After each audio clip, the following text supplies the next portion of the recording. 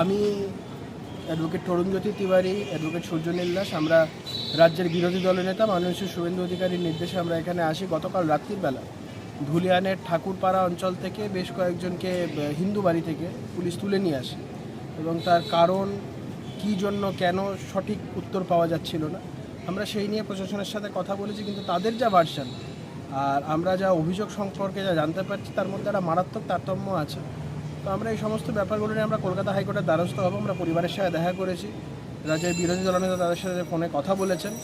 আমরা এই মুর্শিদাবাদ ধুলিয়ানের সমস্ত হিন্দু পরিবারের পাশে বিরোধী দলনেতা আছেন, আমরা সবাই আছি এবং আমরা এই বিষয়গুলি নিয়ে খুব শিগগিরই মহামান্য উচ্চ আদালতের দ্বারস্থ হতে চলেছি। আমরা প্রশাসনের কাছে জানতে চাইলাম যে এই হিন্দুদের ক্ষেত্রে আর কত দমনপীড়ন তারা চালাবে।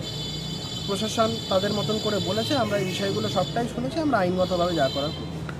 কোনো কারণ নেই, আমি জানি না, শুধু এটুকুন শুনলাম যে কালকে সন্ধ্যাবেলাতে এলাকার মানুষজন বলছিল গোটা সন্ধ্যাবেলাটা জুড়ে নাকি একটা বড় অংশ এখানকার লোকাল এমএলএ আমিরুল ইসলাম এই থানাতে বসেছিলেন এবং শাসক দলের এখানে কোনো অঙ্গুলি হিলন কিনা আমরা জানি না। আমরা এই জবাবগুলো কোর্টে চাইব। প্রশাসনের, রাজ্য প্রশাসনের উপরে আমাদের কোনো আস্থা নেই। সমস্ত জায়গাতেই হচ্ছে, আমরা যেখানে যেখানে খবর পাচ্ছি আমরা সেখানে সেখানে রিচ আউট করার চেষ্টা করছি।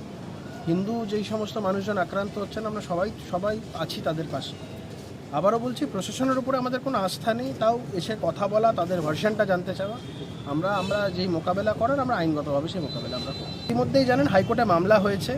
হাইকোর্টে মামলার পরবর্তী ডেট হচ্ছে 15 তারিখ। 15 তারিখে আমরা সমস্ত বিষয়গুলো কোর্টের কাছে তুলে ধরব এবং আমরা আশাবাদী যে জাস্টিস হবে।